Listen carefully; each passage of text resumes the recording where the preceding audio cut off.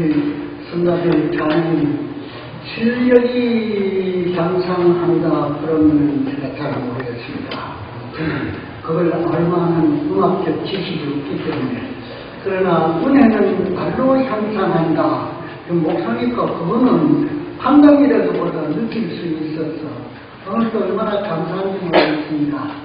오늘 이 찬양은 제가 한 30년 전인가 목회하던 교회에 교육전도사님을 한 번 모셔서 함께 일을 했는데 올 때 총각으로 오더니만 나중에 장가가 돼요. 그러더니만 그 부인이 시집 오셔가지고 남편 나가는 교회에 같이 와서 교인들 앞에 인사 대신에 바로 이 찬송을 불렀어요. 그래서 오늘 문득 이 감사절에 좋은 감사의 찬양이 또 그때의 젊은 세대과 신랑 신부가 불렀던 게 기억이 나서 또 감회가 새롭습니다. 우리 모두에게 이런 감사의 마음이 파도치고 넘칠 수 있었으면 좋겠습니다. 오늘 우리 말씀을 통해서 이런 역사가 일어나도록 우리 한번 해봅시다. 저는 그렇게 생각합니다. 되고 말고요. 될 줄로 믿습니다. 오늘 우리 소이범 저희가 그때는 집사님이었는데 지금은 주보에 선도님이라고 나오셨네요. 서리 집사님이니까 그 임시직이라서 그렇게 교회 법상 그렇게 쓰셨는 것 같습니다. 이분이 연세가 꽤 높으신데 그래도 예배 마치고 갈 때 어떤 때는 악수도 하고 그러던 모습이 눈에서 나옵니다. 연세 높으실 때까지 이렇게 건강하게 잘 지내시는 것 감사합니다. 오늘도 생일 감사해서 이런 꽃꽂이를 헌납했습니다. 앞으로 이 여름 더욱더 건강할 수 있도록 땅에 머물러 있는 동안에 건강할 수 있도록 우리가 존경하고 또 기도해드리는 그런 교회가 되었으면 좋겠습니다. 소이범 옛날식으로 내가 집사님 감사합니다. 건강하세요. 감사합니다. 오늘 우리는 맥주 감사절 예배를 드리고 있습니다. 해마다 7월 첫 주일이 맥주 감사절이지요. 작년에도 7월 3일 주일이 맥주 감사절이었는데 제가 출애굽기 23장 14절로 17절까지 말씀을 읽고 절기를 지킵시다 하는 그런 제목으로 설교를 했었습니다. 보리농사 한 톨도 짓지 아니하는 우리가 과연 농경사회 시대의 절기를 답습할 필요가 있느냐 하는 문제를 비롯해서 몇 주 전에 성경적 근거가 어디 있는지 그리고 그 근거가 현실적으로 우리가 지금 신앙생활하는데 어떤 의미가 있느냐 이거를 제가 작년에 말씀드렸다고 지금 기억을 하고 있습니다. 실제로 그 교회에 봉사하는 목사가 한 교회에서 1년만 목회하는 것 같으면 선탈절도 한 번, 감사절도 한 번, 한 번이라서 괜찮은데 10년, 20년, 한평생 한 교회만 목회하는 그런 분들도 상당히 많습니다. 제가 아는 어떤 분 한 분을 보니까요, 할아버지가 목회했던데 아들이 이어받아가 또 목회하고, 원로 목사되고, 그 손자가 또 이어받아가 목회하는 그런 교회도 있대요. 그러고 보면은, 목사가 한 교회에서 한 번만 아니고 10년, 20년 한평생 목회하면서 성탄절도 해마다 있고 추석한절도 해마다 있고 부활절도 해마다 있는데 자, 상황은 똑같습니다. 말씀을 듣는 청중도 고정되어 있습니다. 그런데 해마다 때마다 어떻게 다른 설교 할 수 있겠습니까? 이거 쉽지 않습니다. 정말 어려운 일입니다. 그런데 우리 교인들이 목사 설교를 잘 잊어버려요. 그게 어떤 의미에서는 다행인 것 같지만은 그래도 목사 설교 재탕하는 걸 또 안 잊어버리대. 아이고 이게 큰 소리 또 하네 싶어가지고 그런 걸 생각해보면요 설교 준비할 때에 어떤 때는 법에 진리일 수도 있습니다. 이것도 교인이 알고 뭐라 그럴래. 이러면 이거 낭패나는 겁니다. 이런 이야기 오늘 본문과 상관없는 이야기지요. 제목하고도 상관이 없는 말이 관계없는 말입니다. 맥주 감사절하고도 아무 의미 없는 이야기를 제가 방금 했습니다. 그런데 왜 그런 쓸데없는 이야기를 하느냐? 여러분 아시는 대로 저는 이 교회의 나그네입니다. 저 나름대로 나그네라도 다만 책임있는 나그네였으면 좋겠다 하는 생각을 갖고 주일마다 나옵니다. 의미 있는 나그네가 돼야지 그냥 스쳐버리고 지나가는 나그네가 돼서는 안 될 것 같다 하는 생각을 늘 하기는 합니다. 무슨 말이냐 하면 머리장에 우리 안강제일교회의 선한 목자가 오시게 될 터인데 그때 오시는 목사님하고 우리 성도들 간에 커뮤니케이션이 잘 이루어졌으면 하는 생각 때문에 오늘 제가 이 이야기를 하게 되는 겁니다. 참고 됐었으면 좋겠어요. 이번에 우리 안강제일교회가 목사님을 모시게 되거들랑 10년, 20년 훨씬 넘어서 그분이 이 교회에서 은퇴해가지고 원로 목사로 추대될 수 있는 그런 목사님을 모실 수 있었으면 좋겠습니다. 그렇게 된다고 하는 게 우리가 말로 했다고 해서 우리가 원한다고 해서 그래 되는 건 결코 아니라고 생각합니다. 여기 우리가 원한다고 해서 되는 게 아니면은 어떻게 해야 되느냐? 우리 목사님의 설교가 이 교회의 설교가 또 우리 목사님의 교회 행동이 또 새로 오시는 목사님의 대인관계가 그분의 모든 재반 행사가 다 성령님의 컨트롤을 받는 분이 되시게 됨을 교인들이 느끼게 되고 깨닫게 되고 그거를 알아차리게 될 때에는 20년, 30년 아니라 평생이라도 여기에서 목회를 할 수 있는 일이 이루어지리라 그렇게 저는 믿습니다. 정말 교인과 목사님 간에 얼마만큼 커뮤니케이션이 이루어지느냐 이거 대단히 중요한 일이라고 생각합니다.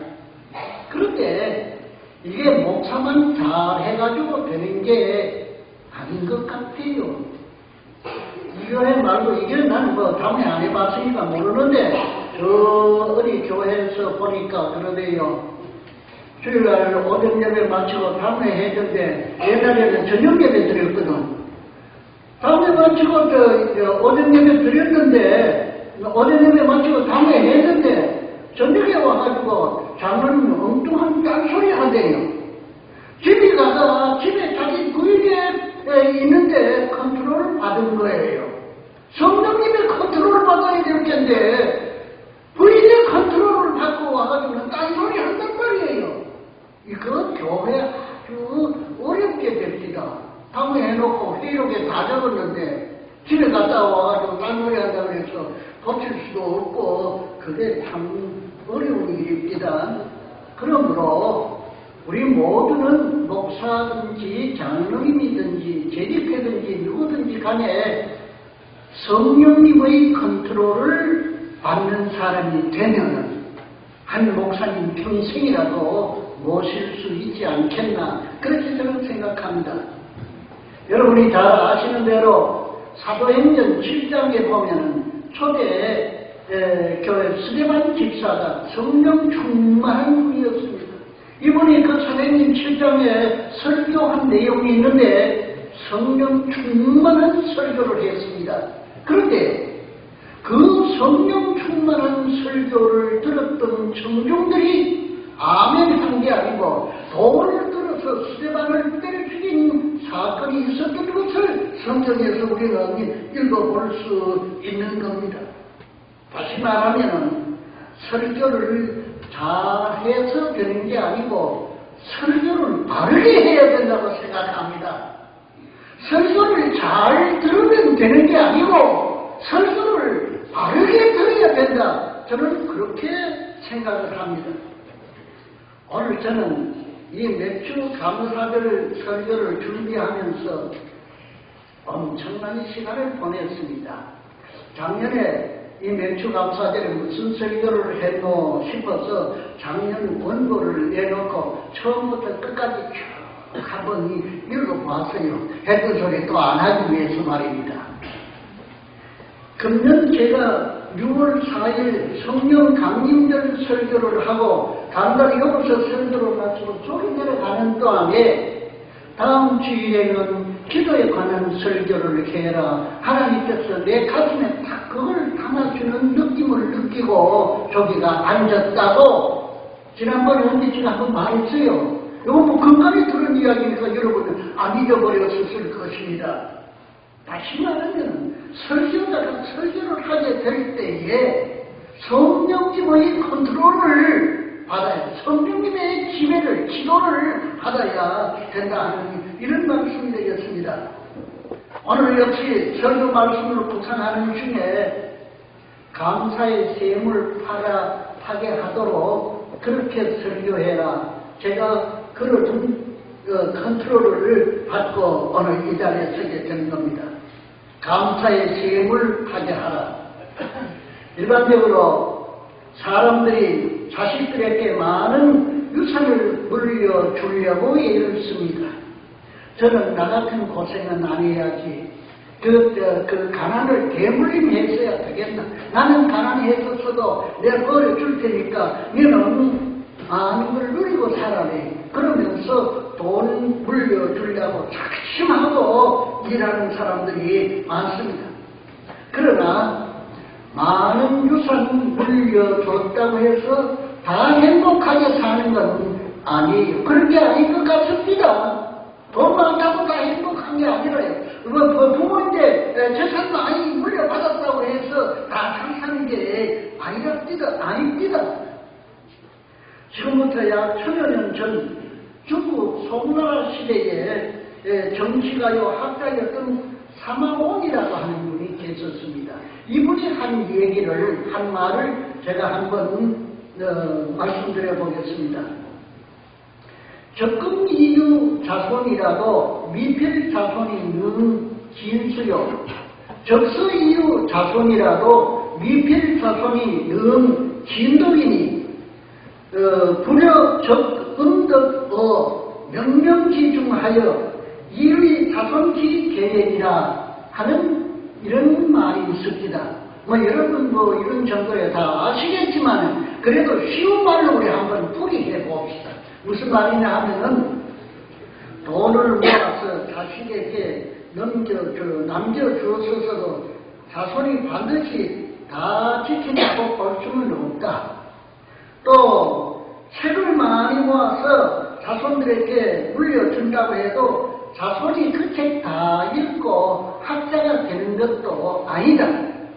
남모르는 가운데 음덕을 쌓아서 자손을 위한 계절을 하느니만 갖지 못하다. 그런 말을 사마온이라고 하는 학자가 말했다는 겁니다.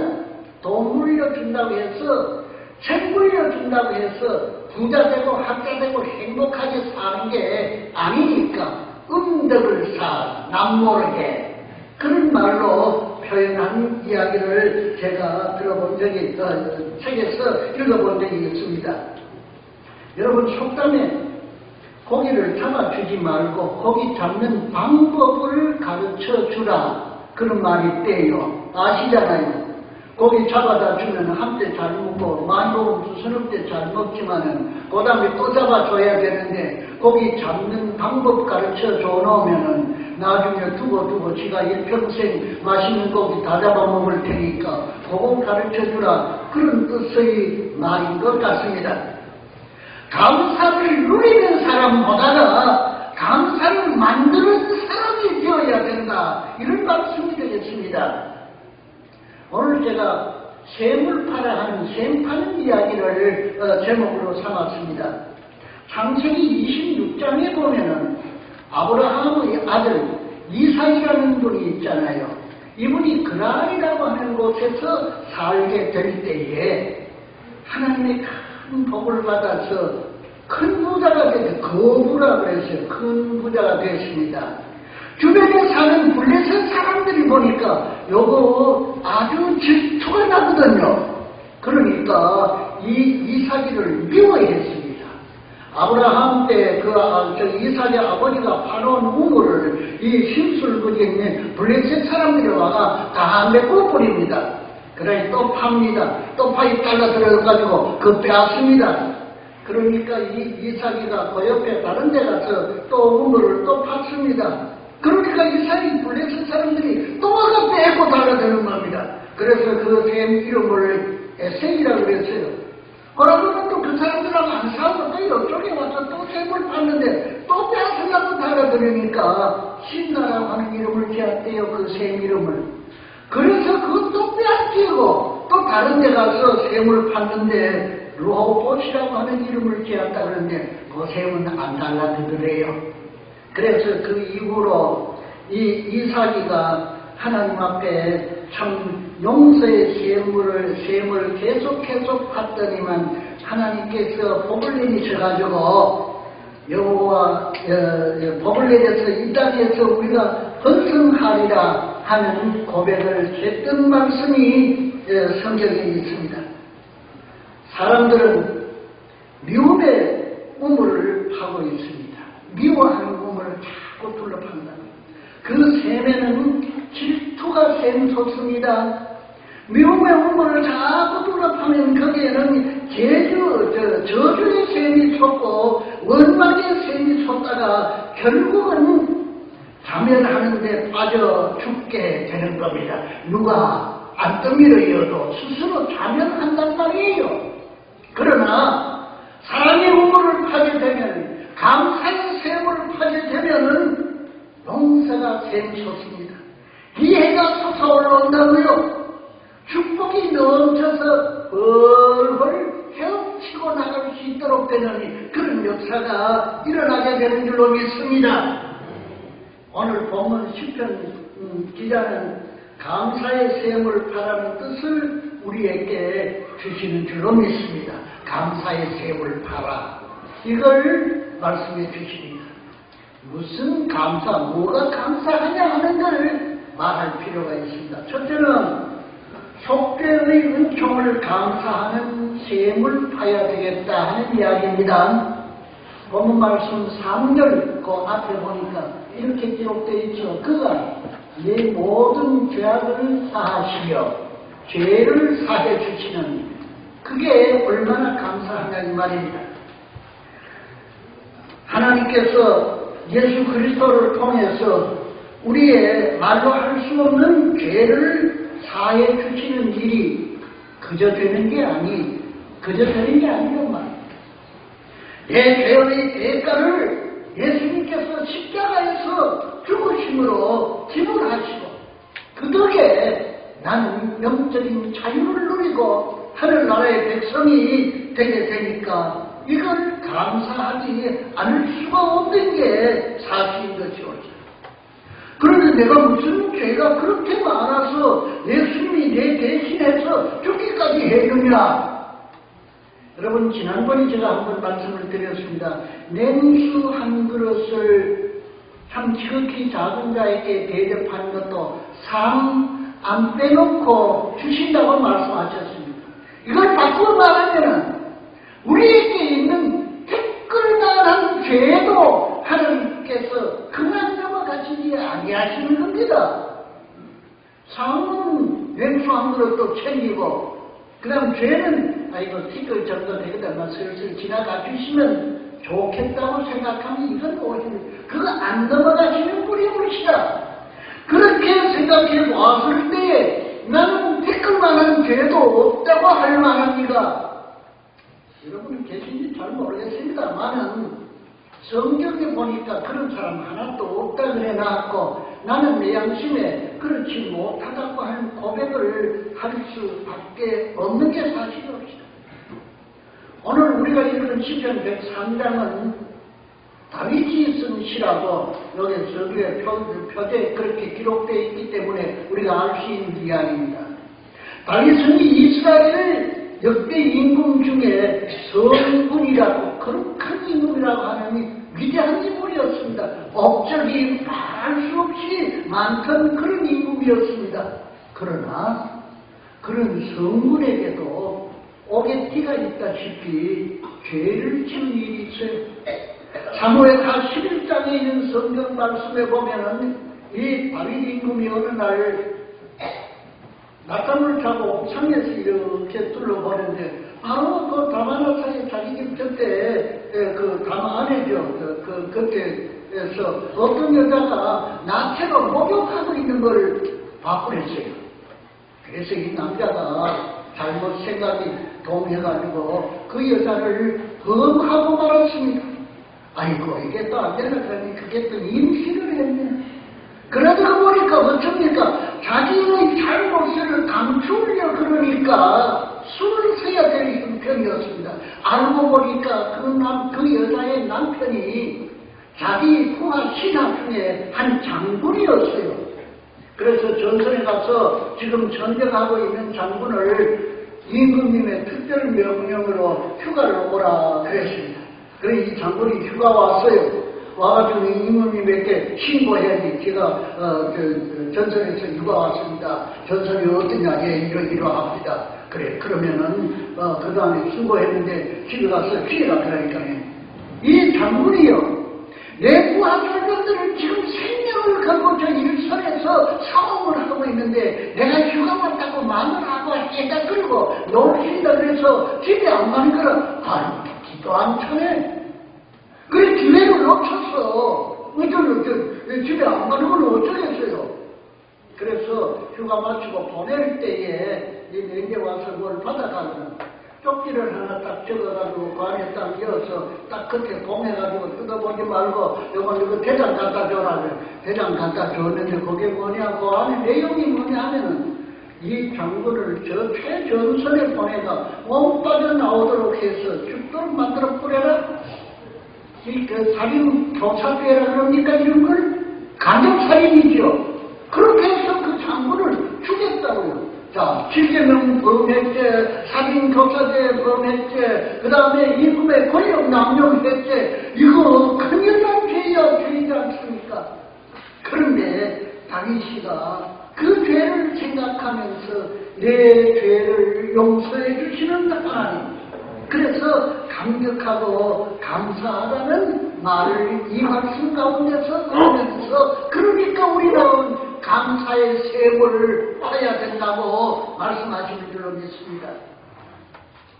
우리 예배 순서 중에 오늘도 우리 정 목사님 예배 진행하시면서 진행하셨죠. 뭐가 있느냐 하면은 조롱문 조독하고 난 뒤에 참회 기도라고 하는 걸 얼마까지 했습니다. 그러고 난 뒤에 우리 정 목사님이 간단하게 기도하시고 난 뒤에 오늘 이런 말씀을 말씀하시래요. 만일 우리가 우리 죄를 자백하면 그는 기쁘시고 의로우사 우리 죄를 사하시며 우리를 모든 불의에서 깨끗게 하실 것입니다. 라는 말을 하시래요. 이게 정 목사님의 말인 줄로 아시면 여러분 크게 잘못된 겁니다. 요한일서 1장 9절에 있는 성경 말씀을 하나님의 사자인 우리 정 목사님께서 하나님 대신에 이 말씀을 선언하신 겁니다. 지난주에는 뭐 어떤 말씀을 선언하셨느냐 하면은 이러므로 내가 네게 말하노니 그의 많은 죄가 사하여졌도다 라고 선언을 하셨어요. 하나님의 사자가 하나님을 대신해서 참회 기도를 하는 이들에게 사죄의 은총을 허락하시는 말씀을 했다고 하는 걸 우리가 깨달아야 되겠습니다. 올해 농사는 안 했는데 맥주 감사헌금 내다 그러니까 손이 오글립니까? 뭐 그러지는 않았겠지요. 여러분, 누가복음 7장에 있는 성경 말씀에 보면은 예수님께서 어느 날 어떤 바리새인의 초청을 받아서 그 집에 들어갔는데 그 집에 들어가놓으니까 어떤 여자가 옥합에 향유를 가지고 와서 눈물을 쏟아 흘려 예수님의 발에 떨어뜨리고 머리털을 풀어가지고 머리를 풀어가 그 발을 닦고 거기에 향유를 부었습니다. 그때에 예수님을 초청해온 이 바리새인이 속으로 예수님이 선지자인 분인 줄 알았더니만 아닌가 봐. 저희가 저거 평소에 걸레같이 놀던 여자인데 그 죄인인 줄도 모르고 그게 전에 그 발에 들어가도록 가만하고는 하는 생각을 바리새인이 했었어요. 예수님이 속을 깨뜨려 보시기 때문에 알았단 말입니다. 그래서 예수님이 이런 말을 물어보세요. 내가 자네한테 하고 싶은 말이 있는데 뭐요? 어떤 사람에게 두 사람이 빚을 졌는데 한 사람은 500냥, 한 사람은 50냥 빚을 졌다. 그런데 이 두 사람들이 다 갚을 길이 없어서 그 주인한테 애원을 하니까 다 용서해 줘버렸다. 탕감해 줘버렸다. 근데 두 사람 중에 누가 더 고맙겠노 물어봤습니다. 그래야 많이 용서받은 사람이 더 고맙지요. 그래 네 말 맞다. 이 여자가 걸레같이 놀았지만 이제 그 죄가 탕감됐다고 하는 사실을 깨달았을 때에 너는 내가 너희 집에 왔을 때 손 씻을 물도 안 줬는데 너는 내 입으로 키스도 안 했는데 너는 내가 왔을 때 아무것도 안 했지만 이 여자는 그 입을 내 발에 맞추고 눈물로 발을 닦고 향유를 부어서 나를 영접했는데 그가 많은 죄를 용서받았기 때문이다. 그렇게 말씀하신 사실이 누가복음 7장에 있는 것입니다. 그 다음 건강의 은총을 받았음에 대한 감사의 세물을 파야 된다 말씀하시고 있습니다. 3절 그 다음 보면은 네 모든 병을 고치시며 라고 말하고 있습니다. 우리의 질병이 단순하게 이 몸 안에 병균이 들어가서 병이 났든지 몸의 세포가 왜 잘못돼서 병이 났든지 하면은 현대의학으로 고칠 확률이 상당히 높습니다. 그러나 정신적으로 일어난 병은 처방이 매우 어려운가 봐요. 우리가 단순하게 밥잘 먹고 소화 잘 시키고 여행도 가고 등산도 가고 하면은 됐다고 생각하면은 건강하다고 생각하면은 이건 잘못된 생각입니다. 어떤 신학자가 이런 말을 했어요. 현대인들에게 7가지 병이 있다고 했어요. 우리 모두를 포함하는 이야기라고 들어도 괜찮을 상이 있습니다. 그 중에 첫째가 뭐냐면은 도의와 원칙에 어긋난 정치. 이거 병이래요. 도의와 원칙에 어긋난 정치. 그 다음에 두 번째는 비양심적인 쾌락주의. 뭐 기뻐하는 거예요. 괜찮지만 비양심적인 쾌락주의. 세 번째는 비인도적인 교육. 교육은 해야 되고 받아야 되지만 그것도 비인도적이면 병이래요. 그 다음에 네 번째는 비인도적인 과학의 혜택을 받고 사는 게 많지만 그것도 비인도적이면 병이래요. 그 다음에 부도덕한 산업. 돈 버는 게 최고지. 장사해가 돈 안 벌면 뭐 하려고 그러노? 상스러운 소리 한마디 쓸지가 있어. 돈 버리면 장땡이지 장사해가 돈 버리면 장땡이지 뭐 다른 게 있나? 그럴는지 모르지만은 돈 버린다고 해서 장땡이 아니라는 겁니다. 그 다음에 불로소득 일 안 하고 남편 협잡하고 사기치고 그래가지고 남 활짝 뺏게 먹는 이런 거 이게 병이래요. 또 한 가지 심각한 거 있습니다. 그거 어쩌면 우리인데 해당되는 이야기입니다. 희생 없는 종교. 희생이 없는 종교. 예수는 교회는 잘 댕기고 새벽기도도 댕기고 11조도 댕기는데 뭔가 자기 희생이라 그러면은 이거는 꺼리고 몸 움츠리는 그런 종교인은 이게 병이래요. 이런 것들이 병이라고 합니다. 마지막으로 한 가지 더 말씀을 드리면서 마칩시다. 이 감사의 샘을 파서 주변의 갈증을 해소하는 하나님의 사람들에게는 여호와의 너그러우심을 누리게 될 것이라고 오늘 우리가 읽은 이 8절 말씀에 그렇게 말씀하십니다. 제가 읽어봅니다. 여호와는 긍휼이 많으시고 은혜로우시며 노하기를 더디하시는 하나님이라 그랬습니다. 하나님이 감사의 샘을 파는 이에게는 이렇게 너그러우시다는 거예요. 언제 한번 제가 얘기했는 것 같습니다만 한 번 더 해봅시다.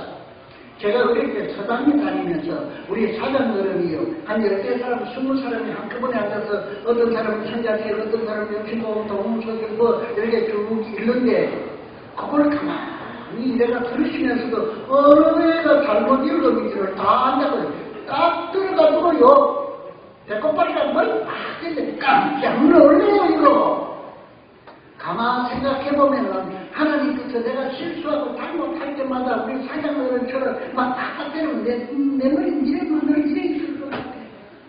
그런데 하나님은 노하기를 더디하셔서 참고 계시는 거예요. 감사의 우물을 파는 사람에게 그렇단 말이에요. 내가 조급해서 남을 저주하고 미워하고 하는 샘을 작업하는 사람에는 안 때리실 것 같습니다. 저희 생각에. 하나님께서는 사실 그런 사람에게도 또 너그러움을 허락하시는 것 같습니다. 우리 안남제일교회 성도 한 분 한 분의 마음에 감사의 샘으로 흘러 내려보내게 될 때에 안남제일교회라는 감사의 강이 흐르게 될 줄로 믿습니다. 이때 우리에게 장차오게 될 천국의 큰 바다에서 영원토록 살 수 있는 은총을 누리게 될 겁니다. 보리 밀려요. 깎으리요. 참 까지까지가 어렵습니다. 여름에 보리 타작 한번 해보세요. 타작하고 나면 땀도 기본방이 되지만 그 깎으리가 들어가가지고 얼마나 괴롭습니다. 그런데 보리 타작하고 난 뒤에 경상강이었다가 오토를 벗어가 저게 방전턱에 두고 강물에 붕 들어가도 모독함을 헐하게 되고 나와보세요. 기분 좋습니다.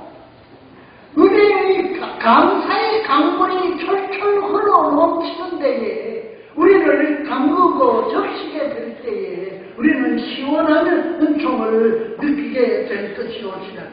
우리 안남제일교회는 이렇게 감사를 누리는 사람보다가 감사를 만드는 사람, 가슴에 감사의 샘을 파가지고 여기 우리 교인 수백 명이 다 여기에 모여지면은 이건 감사의 강이 되게 될 텐데, 그래서 우리 안남제일교회는 감사의 강이 줄렁줄렁 흘러 넘쳐서 목욕하고 기쁨으로 충만해지는 그런 교회가 될 수 있기를 바랍니다. 기도드리겠습니다.